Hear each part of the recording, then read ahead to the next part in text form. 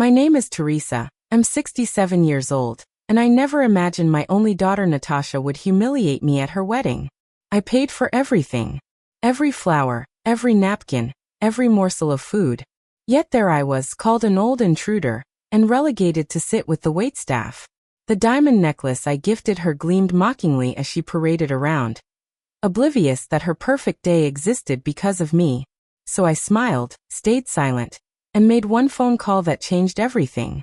If you've ever had to stand up for your dignity even when it broke your heart, press that like button and subscribe to join our community of strong women who refuse to be doormats. Let me tell you how it all unfolded. The story of Natasha and me didn't start with bitterness. There was a time when my little girl would climb into my lap for bedtime stories, her small hands patting my cheeks as she drifted to sleep. I can still recall her infectious giggle when we baked cookies together on Sunday afternoons, flour dusting our noses. Those memories make what happened later all the more painful. Everything changed when Natasha turned 15. That's when Howard, my husband of 18 years, decided our marriage was over. He left on a Tuesday morning, taking half our savings and leaving behind a devastated teenage daughter. What made it truly unforgivable wasn't the leaving itself, but the narrative he created afterward. "Your mother never loved us enough," he told Natasha during their weekend visits. "She was always too busy with her career to be a real mother." The poison he dripped into her ears transformed her from my sweet girl into a stranger who viewed me with suspicion and resentment. The truth was far different. Howard had been unfaithful with his secretary, Veronica. Rather than face his own guilt, he manufactured a version of events where I was the villain. I could have fought back, told Natasha everything, but I refused to put her in the middle. Perhaps that was my greatest mistake. For years after the divorce, I tried reaching out. I attended every school event. Even when Natasha pretended not to see me, I sent care packages to her college dorm that returned unopened. I called on birthdays and holidays, often leaving messages that went unanswered. Each rejection was a knife to my heart, but I never stopped trying. As Natasha grew into adulthood, her attitude toward me became increasingly transactional. She would reach out when she needed financial help, a co-signer for her apartment lease, or assistance with job connections through my network. Each time, I responded with enthusiasm, hoping this would be our turning point. Each time, she disappeared again once her needs were met. When she called to tell me she was engaged to Clayton, a financial analyst she'd been dating for 2 years, I felt that familiar surge of hope. Maybe this milestone would finally bridge the gap between us. Maybe now, with her starting a family of her own, she would want to heal old wounds. "I'm getting married," she announced flatly when I answered the phone. "I thought you should know." "Not, Mom, I'm engaged." Not any trace of the excitement a daughter might normally share with her mother. Just a cold notification, as if informing a distant acquaintance. Still, I responded with genuine happiness. "Oh, Natasha, I'm so thrilled for you. Tell me everything about Clayton, about the proposal, about your plans." Her reply was guarded but slightly warmer than usual. I latched onto that warmth like a lifeline. When she mentioned they were just starting to look at venues, I saw my opportunity. "Sweetheart, I'd love to help with the wedding. Whatever you need." There was a pause on the line. "Well," she finally said, "weddings are expensive these days." It wasn't an outright request, but I recognized the opening. "I'd be honored to contribute financially. This is your special day, and I want it to be everything you've dreamed of." Another pause. "We can discuss it," she said, and for the first time in years, she didn't rush to end our call. That night, I lay awake thinking perhaps this wedding was the chance I'd been waiting for. Maybe by funding Natasha's perfect day, I could finally prove Howard wrong. I could show her that I'd always loved her more than anything, that I'd always put her first. It was an expensive gamble, but one I was willing to take if it meant having my daughter back in my life. Little did I know how dramatically that decision would backfire, or how much it would ultimately cost me, both financially and emotionally. When Natasha called to arrange coffee to discuss wedding finances, I spent hours preparing. I visited the salon for a fresh haircut, bought a new blouse, and arrived early at the cafe to secure the perfect table. My heart thundered with anticipation as I spotted her approaching, looking so much like the young woman I remembered, yet somehow a stranger. "I've been thinking about your offer," she said after minimal small talk. No hug, not even a smile. "I'm so happy you're considering it," I replied, trying to keep my voice steady despite my racing pulse. Natasha pulled out a notebook. "Clayton and I have been calculating costs. Wedding venues in the city are ridiculously expensive." As she spoke, I realized this wasn't a mother-daughter planning session but a business meeting. She outlined costs with clinical precision. Venue rental, photography, flowers, catering, attire. The total made me wince internally, but I maintained my smile. "What do you think you could contribute?" she asked finally. I took a deep breath. "I'd like to cover all of it, Natasha." Her eyes widened fractionally, the first genuine reaction I'd seen. "All of it? You can't be serious." "I am. This is your special day. I want it to be perfect." A flicker of something calculation, perhaps, crossed her face before she nodded. "That's generous. I'll need to discuss it with Clayton." 2 days later, she texted her acceptance of my offer, along with bank transfer details. "No thank you, just account numbers." Still, I transferred the first installment with hopeful hands. Over the next months, I received sporadic updates. Natasha had selected an exclusive venue overlooking the harbor. The guest list had expanded from 100 to 150 people. The catering would be handled by Raymond Sullivan, a celebrated chef whose restaurant had a 3-month waiting list. "Would you like to join us for menu tasting?" I asked when she mentioned the catering. "Oh, we've already done that," she replied dismissively. "Clayton's mother helped us decide." Betty Pearson, Clayton's mother, seemed to be involved in every aspect of the wedding planning. She accompanied Natasha to select the flowers, the cake, the table settings, all the traditional mother-of-the-bride activities. Meanwhile, my role remained firmly behind the scenes, my name appearing only on payment confirmations. 3 months before the wedding, Natasha invited me to her dress fitting. I nearly wept with joy at the invitation, marking it in my calendar with a hopeful heart. The bridal boutique was elegant, all cream walls and champagne flutes.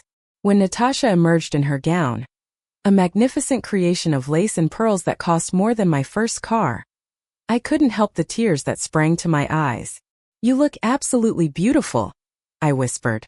She examined her reflection, turning this way and that. "Do you think the train is too much? Betty thinks it might be overdone." "It's perfect," I assured her. "Everything about you is perfect." For a moment, just a moment, her eyes met mine in the mirror, and I thought I glimpsed a softening. But then Betty arrived with 2 of Natasha's bridesmaids, Monica and Julia, and the moment evaporated. "Oh, Natasha," Betty exclaimed, "you're a vision." But I still think that other veil would complement the dress better. I sat quietly as they discussed veils, shoes, and jewelry, feeling increasingly invisible. When I suggested a pearl comb that had belonged to my grandmother, Natasha barely acknowledged the offer. "I'm thinking something more modern," she said without looking at me. As the wedding day approached, the costs continued to mount. The custom invitations alone cost thousands.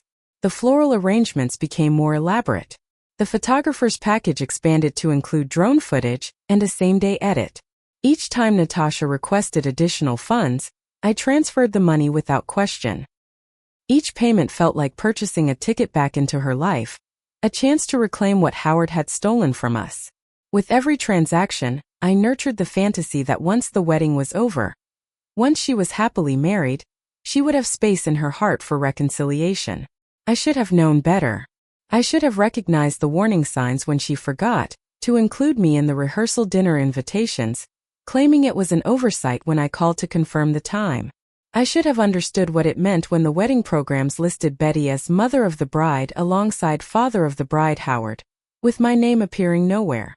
But hope is a powerful blindfold, and I refused to see what was directly in front of me. I continued to pour my savings into Natasha's perfect day, convinced that my generosity would finally heal our fractured relationship. The night before the wedding, as I laid out my carefully selected mother of the bride outfit, a tasteful blue dress with a matching jacket, my phone pinged with a text from Natasha. "Wedding day timeline attached. Please arrive no earlier than 2 p.m. Space at venue is limited during preparation." I read the message twice, feeling the sting of exclusion.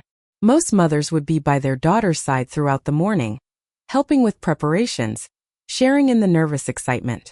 I was being told essentially to stay away until necessary. Still, I replied with cheerfulness I didn't feel. Can't wait for tomorrow, sweetheart. Everything will be beautiful. She didn't respond.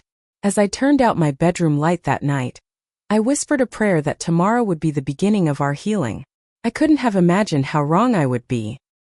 The wedding rehearsal took place on a perfect Friday evening at Bellevue Gardens, the exclusive venue Natasha had chosen. As I arrived, the setting sun bathed the manicured lawns in golden light. I spotted Natasha immediately, radiant in a white sundress, surrounded by her bridesmaids. My heart swelled with pride as I approached. "Mom, you're late," she said instead of greeting me, checking her watch with obvious irritation. "We started 15 minutes ago." "I'm sorry," I apologized, though I'd arrived at exactly the time specified in her text. Traffic was terrible. Wedding coordinator Brenda, a brisk woman with a clipboard and an earpiece, gave me a perfunctory smile. "We're just about to rehearse the processional. Please take a seat over there for now." "But don't I need to know where to walk?" I asked, confused. Natasha and Brenda exchanged a glance. "Oh," Natasha said. "You'll just be seated by an usher like the other guests. Betty will be escorted down the aisle after the bridesmaids, and then Howard will walk me down." The casual way she delivered this information, as if it weren't a knife to my heart, left me momentarily speechless. Howard, who had abandoned her, who had poisoned her against me, would have the honor of walking her down the aisle.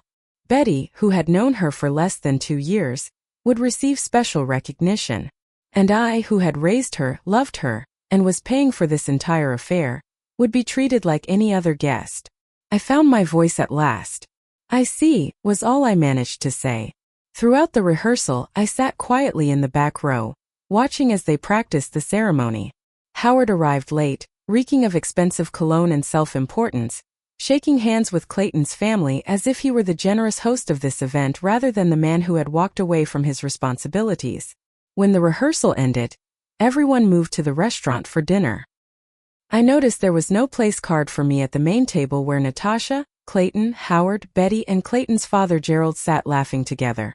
Instead, I found my name at a table in the corner with distant relatives of Clayton's whom I'd never met. As I picked at my salad, I overheard Natasha speaking to her maid of honor, Monica, near the restrooms. "Is your mom still paying for everything?" Monica asked in a low voice. "Every cent," Natasha replied with a laugh that chilled me. "She thinks throwing money at me will make up for being a terrible mother.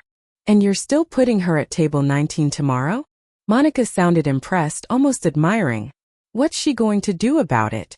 It's not like she has anyone to complain to. Besides, she owes me for all those years she cared more about her career than her family." I slipped back to my table before they could spot me, my hands trembling so badly I could barely hold my water glass. Howard's lies had taken such deep root that Natasha genuinely believed them. In her mind, I deserved this treatment. I was paying penance, not giving a gift of love. After the dinner, as guests began to leave, I spotted my old friend Gladys from my teaching days. She'd been invited as a courtesy through me, but had been placed at my table for the wedding day. "Teresa, there you are," she said, giving me a warm hug. "I've been looking for you all evening." We stepped outside into the garden, away from the noise. In the quiet darkness, I finally let my composure slip. "Oh Gladys, this isn't at all what I hoped for," I whispered, tears threatening. "Natasha is treating me like an unwelcome stranger. She's seated me at the furthest table tomorrow, while Howard and his new wife are given places of honor."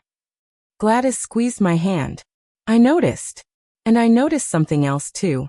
You're letting her do it." "What else can I do? She's my daughter. I want her to be happy." "There's a difference between supporting her happiness and allowing her to disrespect you," Gladys said firmly. "You've financed this entire wedding, Teresa. That gives you certain rights." "I didn't do it for rights," I protested. "I did it because I love her." "Love without respect isn't healthy for either of you," Gladys replied. "You need to stand up for yourself, or this pattern will never end." I considered her words as we walked back inside. Perhaps she was right. Perhaps my endless tolerance of Natasha's behavior wasn't helping either of us. But the thought of confrontation on the eve of her wedding day made my stomach clench with anxiety. Howard spotted us and approached, champagne glass in hand. He'd aged well, I had to admit. Success had always looked good on him. "Teresa," he nodded, as if we were casual acquaintances. "Nice of you to come." "Nice of me," I echoed, unable to keep the edge from my voice. "I'm the mother of the bride." He smiled thinly. "Of course. Though I must say, Betty has really stepped up with all the planning. She and Natasha have become quite close." Each word was carefully chosen to wound, and they found their mark with precision. "I'm sure they have," I replied, keeping my voice steady. "Excuse us, please." As Gladys and I walked away, she whispered, "That man still knows exactly how to twist the knife, doesn't he?" "Some skills never fade," I agreed, forcing a smile. Back at home that night, I laid out my outfit one final time, checking for any imperfections. The mother of the bride should look perfect, even if she was being treated as anything but. As I hung up the blue silk dress, I made a decision. Tomorrow, I would approach the day with dignity and grace. I would smile through whatever slights Natasha had planned. I would not cause a scene or do anything to mar her special day. But I would also remember Gladys's words. At some point, this pattern needed to break. I just prayed it wouldn't have to be tomorrow. I fell into a restless sleep, dreaming of a younger Natasha calling for me after a nightmare, seeking the comfort only a mother could provide. In my dream, I ran toward her voice, but the hallway kept stretching longer and longer, her door never getting any closer no matter how fast I ran. Saturday dawned clear and perfect, as if nature itself was celebrating Natasha's wedding day. I woke early, my stomach fluttering with mingled hope and anxiety. Today would be different, I told myself as I applied my makeup with extra care.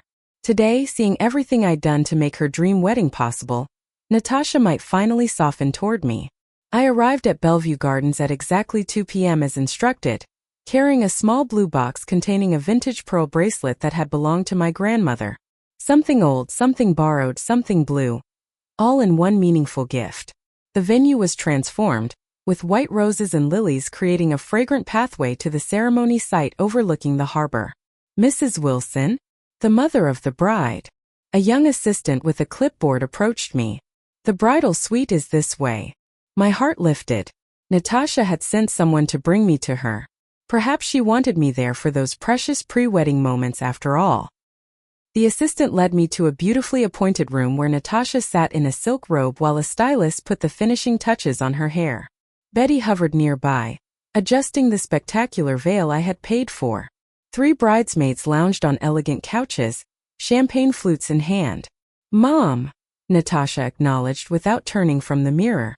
"You're right on time." "I wouldn't miss these moments for anything," I said, approaching with the blue box extended. "I brought you something special." Before I could explain the significance of the bracelet, Monica intercepted the box. "I'll put this with the other gifts," she said, setting it aside without opening it. "Actually," I began, "it's a family heirloom that I thought Natasha might want to wear today." "Oh, we've already finalized the accessories," Betty interjected smoothly. The stylist was very specific about not adding anything that might unbalance the look. Natasha didn't even glance at the box or show any curiosity about its contents. Instead, she frowned at my reflection in the mirror. "Mom, could you step back a bit? You're in Margaret's way, and she needs to get this curl just right." I retreated to a corner, watching as everyone bustled around my daughter. Photographers captured getting ready moments that didn't include me. The bridesmaids toasted each other while I stood awkwardly holding my purse, unsure where to place myself in this tableau I was financing but not welcome to join. "Mrs. Wilson," the wedding coordinator Brenda appeared at my elbow. "We're actually a bit crowded in here. Would you mind waiting in the main hall? The ceremony will begin in about 40 minutes. "But I thought." I began then stopped. What had I thought? That I'd be helping my daughter into her wedding dress? That we'd share a tender mother-daughter moment before she walked down the aisle? The reality was painfully clear in Natasha's indifferent expression as she waved me away. "It's fine, Mom. I'll see you at the ceremony. Dismissed, I made my way to the ceremony site, where guests were already beginning to arrive. I stood near the entrance, thinking I should at least greet people as the mother of the bride. But when the ushers began seating guests, one approached me. "Excuse me, ma'am, may I show you to your seat?" "I'm the mother of the bride," I explained, expecting him to nod understanding and leave me to my hostess duties. Instead, he checked his list. "Mrs. Teresa Wilson? Yes, I have you right here. Please follow me." He led me not to the front row where parents typically sit, but to a table far in the back, near the service entrance where waiters were already beginning to come and go with preparation trays. The table was small, round, covered with a cloth that didn't quite match the others. A handwritten card labeled Table 19 sat at its center. "There must be a mistake," I said, remaining standing. "I'm Natasha's mother." The young usher looked uncomfortable. "I'm just following the seating chart, ma'am. This is where Ms. Natasha specifically requested you be seated." As if summoned by her name, Natasha appeared nearby, giving instructions to the photographer. She looked breathtaking in her gown, every inch the beautiful bride I had imagined. When she spotted me, she came over, her expression a mixture of annoyance and determination. "Is there a problem?" she asked, not meeting my eyes. "Sweetheart, there seems to be a mix-up with the seating. I've been placed at this back table rather than with family." Natasha's jaw tightened. "That's not a mix-up. I thought it would be more comfortable for everyone this way." I struggled to keep my voice level. "More comfortable for whom?" "For me," she said bluntly. "For Howard and Betty. For Clayton's family. This is my day, and I want it to be perfect without any tensions." "I see." My throat constricted around the words. And what tension would I cause simply by sitting in the traditional place for the mother of the bride? Her eyes flashed with an anger that seemed to come from somewhere deep and long festering. "Let's not pretend, Mother. You know Howard can't stand being near you, and after everything you put us through, I don't need any reminders of those years on my wedding day." I felt as if I'd been slapped. "Everything I put you through? Natasha, I've done nothing but love you and support you your entire life. I'm paying for this entire wedding."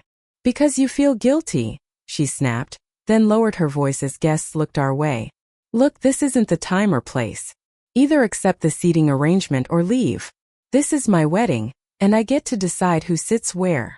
I stood there, stunned into silence, as my daughter, my only child, looked at me like I was an unwanted intruder. Behind her, I could see Howard watching us with a small, satisfied smile. He'd won. After all these years, his poisonous narrative had completely overwritten the truth. "Fine," I said quietly. "I'll sit wherever you want me to sit." "Good," Natasha replied, already turning away. But then she paused and delivered the final blow. "And please don't try to make some dramatic speech or toast. The old intruder act isn't welcome today." Old intruder. The words echoed in my mind as she walked away, her beautiful train trailing behind her. Old intruder. That's all I was to her now. An unwelcome reminder of a past she'd been taught to resent. I sank into the chair at table 19, feeling every one of my 67 years. Around me, confused waitstaff began taking their breaks at the empty chairs, nodding awkwardly in my direction. One young woman, perhaps sensing my distress, quietly offered me a glass of water. From this vantage point, I watched Natasha's dream wedding unfold. A dream made possible by my generosity. I watched Howard proudly walk her down the aisle, looking every inch the devoted father he had never been. I watched Betty dab at tears from her front row seat during the ceremony. I watched Clayton's parents beam with pride from their places of honor. And when Natasha and Clayton exchanged vows, promising to love and honor each other all the days of their lives, I wondered how my daughter could speak those words so solemnly while treating her own mother with such contempt. At the reception, things only worsened. During the toasts, Howard stood and gave a tearful speech about watching his little girl grow up, conveniently omitting that he'd been largely absent for that growth.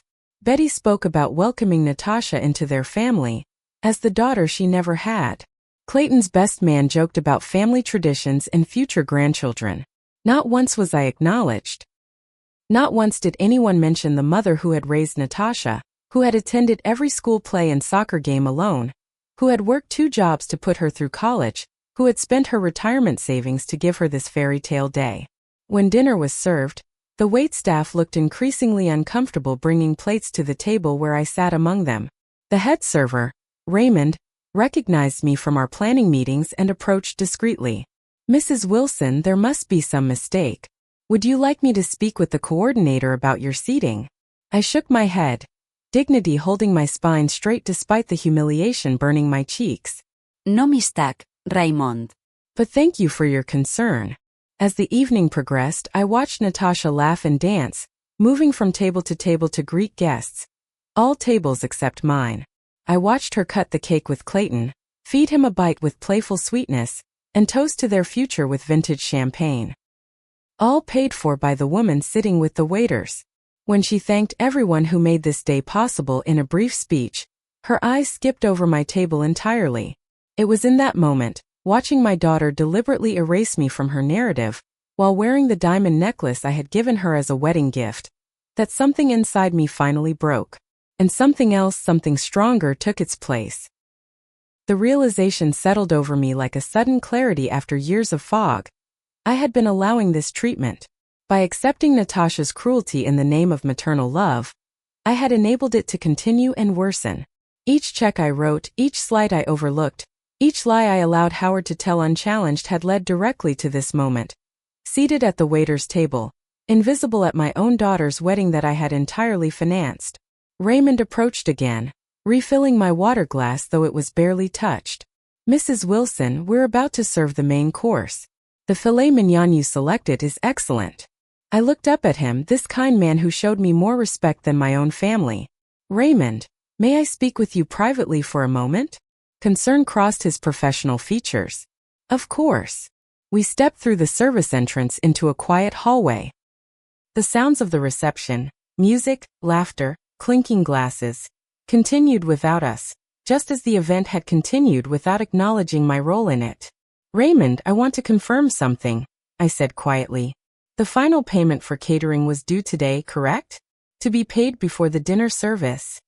He nodded, checking his phone. "Yes, that's right. We haven't received it yet, but sometimes there's a delay with bank transfers on weekends." "There won't be a transfer," I said, my voice calm and steady. "I've decided to cancel the catering services, effective immediately." Raymond's professional demeanor slipped for a moment as he processed my words. "Mrs. Wilson, I don't understand. The event is underway. Guests have been served appetizers. The main course is being plated as we speak." "I understand, and I'll compensate your staff for their time tonight. I'll pay for what's been consumed so far.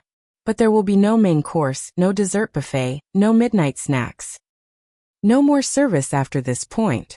"But the contract. The contract is in my name, Raymond. I'm the one who signed it, I'm the one who placed the deposits, and I'm the one who was supposed to make the final payment today." I reached into my purse and handed him my checkbook. "Please calculate what I owe you for services rendered thus far, plus a 20% gratuity for your staff's inconvenience." Raymond stared at me, clearly torn between professional obligation and genuine confusion. "Mrs. Wilson, Teresa, are you sure about this? This is your daughter's wedding." "I'm very sure," I replied, surprising myself with how certain I felt. My daughter made it abundantly clear that I'm nothing but an unwelcome intruder at this event. She seated me with the waitstaff rather than with family. She called me an old intruder to my face. I've been disrespected and humiliated after giving everything to make this day possible for her. So yes, I'm sure. He was quiet for a moment, then nodded slowly. "I understand. Give me a few minutes to calculate the partial payment." While Raymond spoke quietly with his staff and worked out the figures, I returned to table 19 and gathered my purse and wrap. I wrote the check when Raymond returned, adding a generous amount for the staff who would now have to deal with the fallout. "Please wait 15 minutes after I leave before you inform the coordinator," I requested. "I'd prefer to be gone before the situation becomes clear." Raymond nodded, understanding in his eyes. "For what it's worth, Mrs. Wilson, I think you're showing remarkable restraint given the circumstances." With my head held high, I walked through the reception hall one last time. No one noticed me leaving. Not Natasha, not Howard, not any of the guests enjoying the celebration I had provided. At the doorway, I paused for one last look at my beautiful daughter in her perfect gown, laughing as she danced with her new husband. Despite everything, I loved her.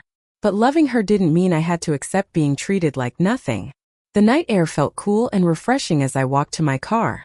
For the first time in years, possibly decades, I had stood up for myself. The cost had been enormous, financially and emotionally, but as I drove away from Bellevue Gardens, I felt a weight lifting that I hadn't even realized I'd been carrying. My phone began ringing before I'd even reached the highway. Natasha's name flashed on the screen. Then Howard's. Then the wedding coordinators. I silenced the device and continued driving. The skyline of the city I'd raised my daughter in growing smaller in my rearview mirror. By the time I reached home, there were 17 missed calls and twice as many text messages. I didn't read them. Instead, I made myself a cup of tea, changed into my comfortable pajamas, and sat in my favorite chair by the window. Tomorrow would be soon enough to face the consequences of my actions. Tonight was for reclaiming my self-respect. For the first time in longer than I could remember, I slept deeply and without dreams. The morning after the wedding brought a deluge. My phone had dozens of missed calls, voicemails, and text messages. I sipped my coffee slowly before finally deciding to face the music. The first voicemail was from Natasha, recorded at 9:47 p.m., her voice shrill with panic. "Mom, what the hell did you do? The caterers just packed up and left. Everyone's asking what happened. Call me back immediately." The second timestamp just minutes later. "This is your fault, isn't it? How could you do this to me? It's my wedding day." The third nearly broke my resolve. "Mom, please. People are leaving. Everything's ruined. Please call me back." The messages from Howard were less restrained, filled with profanity and threats of legal action. "You vindictive witch." He spat in one particularly venomous message. "You couldn't stand to see her happy, could you? Always had to make everything about you. I'll sue you for breach of contract." I deleted his messages without finishing them. Howard had always been full of threats that rarely materialized into action. More surprising were the messages from Clayton, Natasha's new husband. Unlike the others, his tone was measured, almost apologetic. "Teresa, this is Clayton.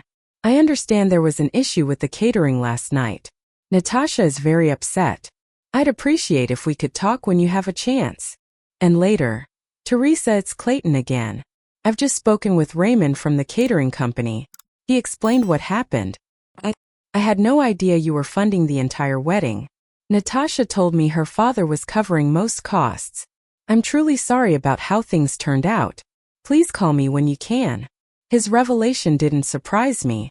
Of course Natasha had lied to Clayton about who was paying. It fit the narrative she'd constructed where Howard was the devoted parent and I was the villain. The last message was from Gladys, left early this morning. "Teresa, I heard what happened from my niece who was serving at the wedding. Call me, dear. I'm worried about you, but I also want you to know I'm proud of you for finally drawing a line. It's long overdue." I called Gladys first, needing her steadying influence before facing anyone else. "You did the right thing," she assured me after I recounted the full story. "It was dramatic, yes, but sometimes that's what it takes for people to finally see the truth." "I don't know, Gladys. Maybe I should have just endured it for one more day. Let her have her perfect wedding. And then what? Continue being treated like an ATM machine with no feelings? Continue watching Howard play the role of devoted father while you're pushed aside?" No, Teresa. This needed to happen. The only thing I'm sorry about is that it had to be so public. After we hung up, I felt strong enough to text Clayton back. We arranged to meet for coffee the following afternoon. I deliberately didn't respond to Natasha or Howard. Whatever came next needed to be on my terms. The rest of Sunday passed in strange tranquility. I cleaned my apartment, arranged some flowers I'd bought from the market, and even called my sister Virginia in Arizona, filling her in on the events. "It's about time," was Virginia's response. "I've been telling you for years that you let that girl walk all over you." Monday morning, I met Clayton at a quiet cafe downtown. He looked tired, with shadows under his eyes suggesting he hadn't slept well. "Thank you for meeting me," he began. hands wrapped around his coffee mug. I want to apologize for what happened at the wedding. The way you were treated was inexcusable. Did you know? I asked directly. About the seating arrangement? About how Natasha referred to me? He shook his head, genuine regret in his eyes. I knew there was tension between you two, but Natasha handled all the seating arrangements. I had no idea she'd placed you with the staff, and I certainly never heard her call you that name. He paused, looking down. I should have paid more attention. I just got caught up in everything and trusted Natasha to handle the details fairly. And the financial arrangements? I pressed. She told you Howard was paying. Clayton's expression confirmed it before he spoke. She said her father was covering most costs, and you were contributing what you could afford. I never saw any of the contracts or invoices. Natasha handled all of that. I nodded, unsurprised but still disappointed. I paid for everything, Clayton. Every single thing. Over $80,000. He paled visibly. I had no idea it was that much. Or that you were covering it all. I'm so sorry, Teresa. We talked for nearly an hour. Clayton shared that the reception had indeed fallen apart after the catering staff left. Most guests departed early, and Natasha had been inconsolable. They'd canceled their honeymoon trip to figure things out. She's angry, he admitted. But I think she's also ashamed, though she won't admit it. Raymond told us everything, how you'd been treated, what Natasha said to you. It doesn't match the story she's been telling me about your relationship. And what story is that? I asked, though I could guess. That you chose your career over her. That you were cold and distant. That after the divorce, you barely made an effort to stay in her life. He looked genuinely confused. But that doesn't align with a mother who would spend her retirement savings on her daughter's wedding. Howard's version of our history, I said softly. He's been telling her those lies since she was 15. Clayton nodded slowly. I'm starting to see that. I've suggested she talk to you, try to understand your side. She's resistant, but I think she'll come around. When we parted, he hugged me awkwardly but sincerely. For what it's worth, I would have been proud to have you seated with the family. I hope someday you and Natasha can find a way forward. His kindness brought tears to my eyes. Take care of her, I said. Despite everything, I do love her very much. I know, he replied. I think deep down she knows it too. 2 more days passed without contact from Natasha. Howard left a few more blustering messages that I continued to ignore. On Thursday afternoon, as I was tending to my small balcony garden, the doorbell rang. Natasha stood in my hallway, still looking like a newlywed despite the clear signs of stress on her face. For a moment we just looked at each other. The weight of decades of misunderstanding hanging between us. May I come in? She finally asked, her voice smaller than I'd heard it in years. I stepped aside, allowing her into the apartment she had once called home. She glanced around, noting the changes since she'd last visited years ago. Would you like some tea? I offered, falling back on politeness when emotions were too complicated to navigate. No, she replied, then reconsidered. Yes. Actually, yes. That would be nice. While the kettle boiled, she sat stiffly on my sofa, her designer purse clutched in her lap like a shield. I brought the tea service, my mother's china that Natasha had always admired as a child, and poured for us both. Clayton told me you met, she began after taking a small sip. We did. He thinks I should hear your side of things.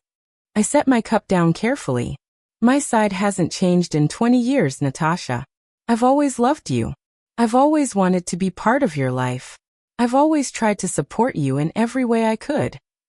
Her eyes flashed. By ruining my wedding reception? And there it was, the anger, the entitlement, the complete lack of self-awareness that had characterized our interactions for so long. No, I said calmly. By spending my retirement savings to give you the wedding of your dreams, only to be called an old intruder, and seated with the waitstaff while the man who abandoned us both was treated like a hero. She flinched at having her words quoted back to her but rallied quickly. You didn't have to accept the seating arrangement if it bothered you so much. You could have said something.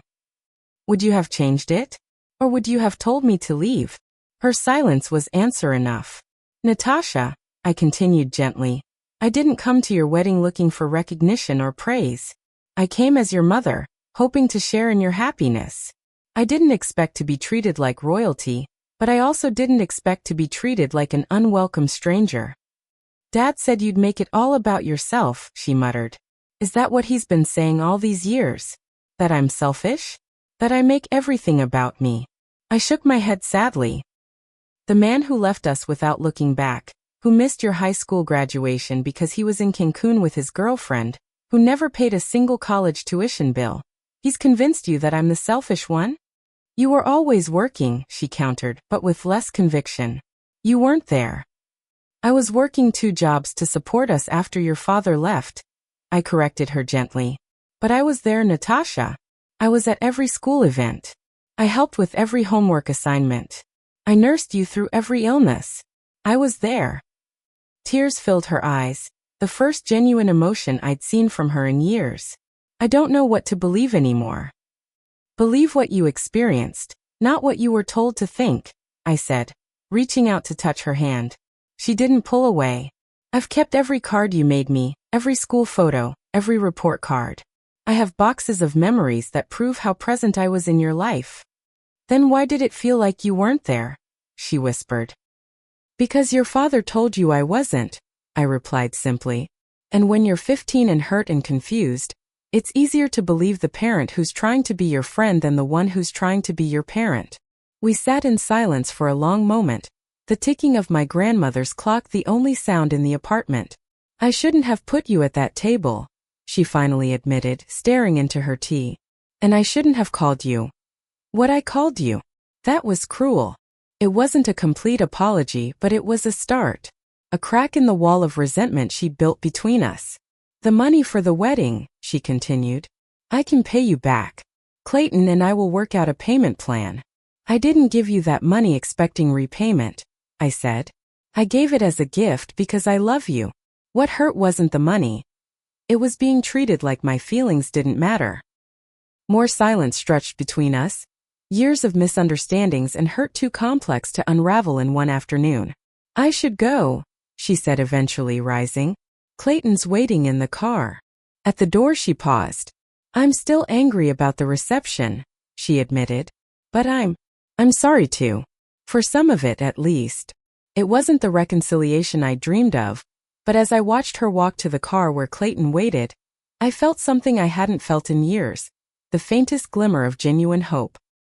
3 weeks after Natasha's disastrous wedding reception, I sat in my garden watching hummingbirds dart among the fuchsia blossoms.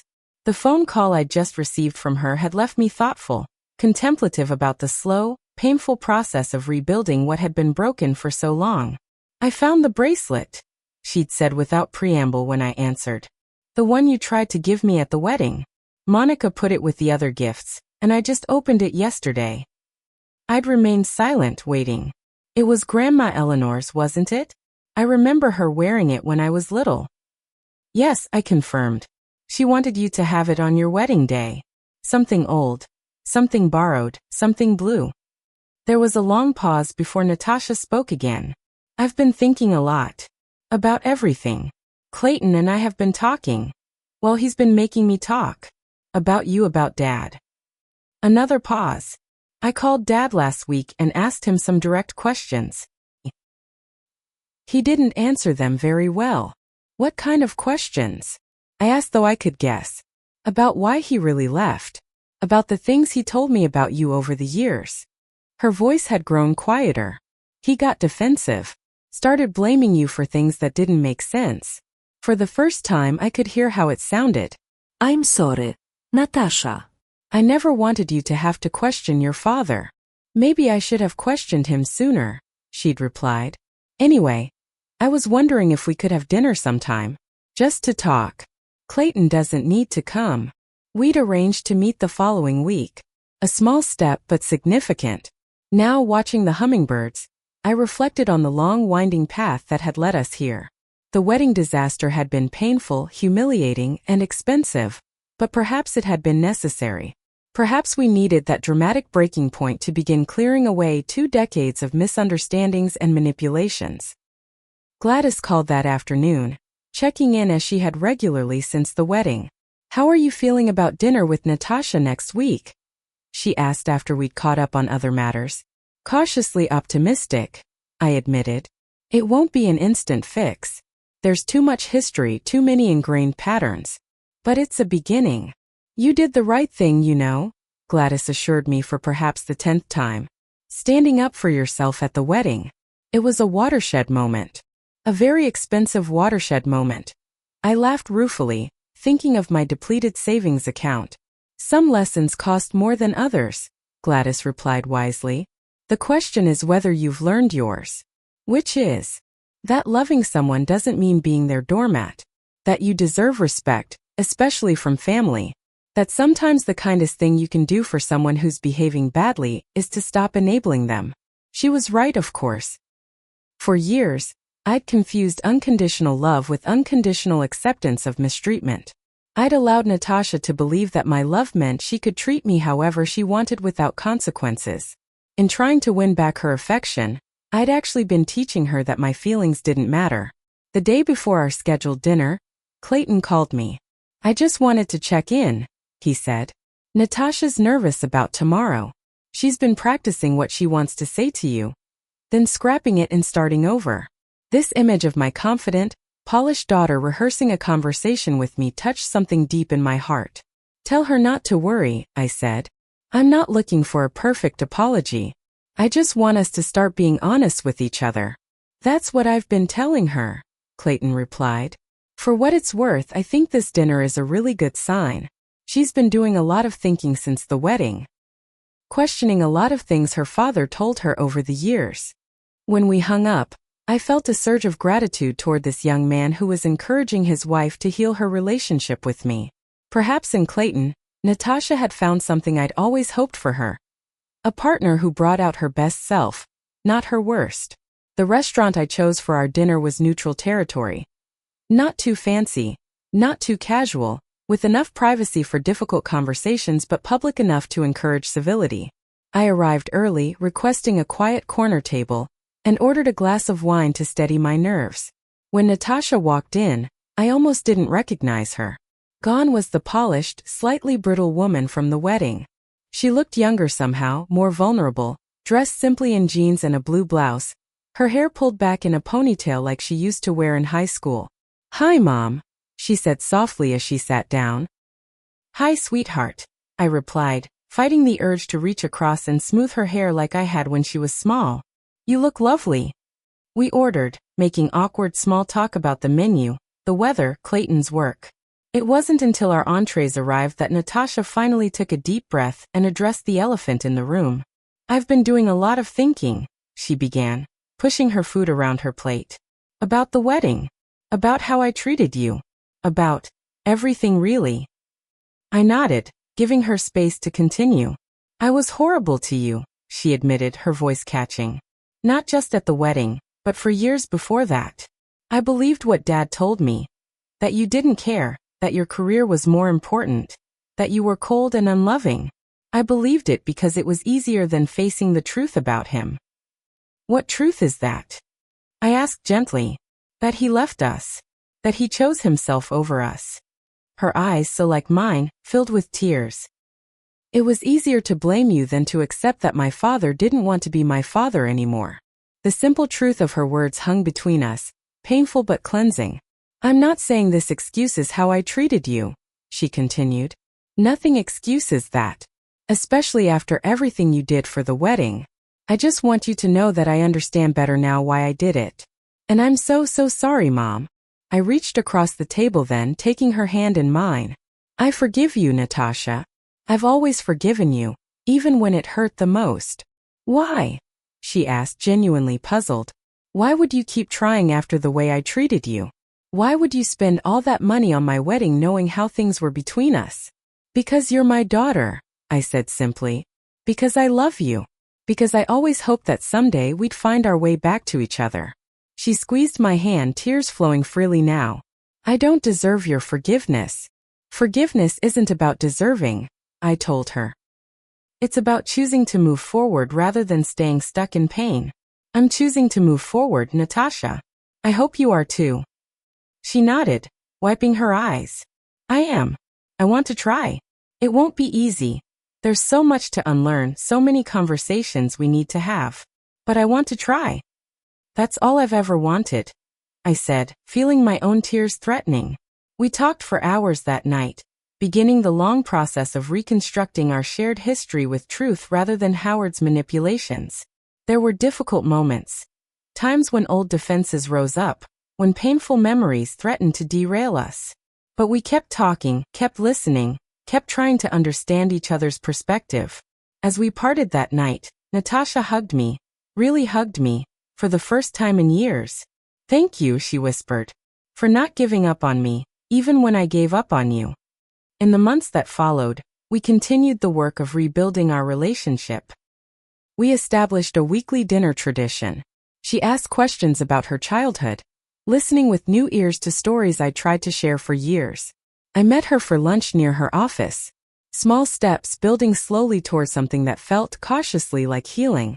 Howard continued his campaign of undermining, of course. Old habits die hard, and he had too much invested in his version of our history to relinquish it easily. But his influence over Natasha was waning as she began to see the patterns for herself. Looking back now, I can see that my decision at the wedding, painful and dramatic as it was, became the catalyst for change we both needed.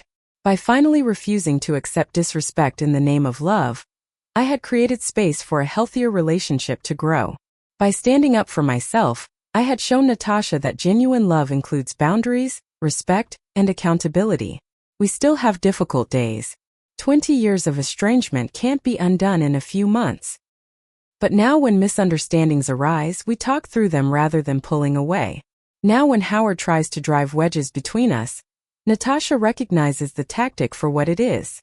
Now when we spend time together, it's because we both want to be there, not because of obligation or financial transactions. The journey from that humiliating wedding day to where we are now has taught me so much about love, forgiveness, and self-respect. I've learned that sometimes the most loving thing you can do for someone is to stop allowing them to mistreat you. I've learned that it's never too late to stand up for yourself, especially when it's family making you feel small. Most importantly, I've learned that true reconciliation can only begin when both people are willing to face difficult truths with honesty and courage. Natasha and I are doing that work now, day by day, conversation by conversation, building something stronger and more authentic than what we had before. If you're facing a similar situation with family members who take you for granted or treat you with disrespect, remember that you deserve better. Setting boundaries isn't selfish. It's necessary for healthy relationships.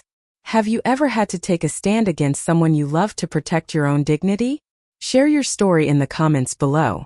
Like and subscribe if this resonated with you. And remember that it's never too late to change the patterns in your relationships. Thank you for listening to my story, and I wish you courage and strength in your own journey toward healthier, more respectful connections with the people you love.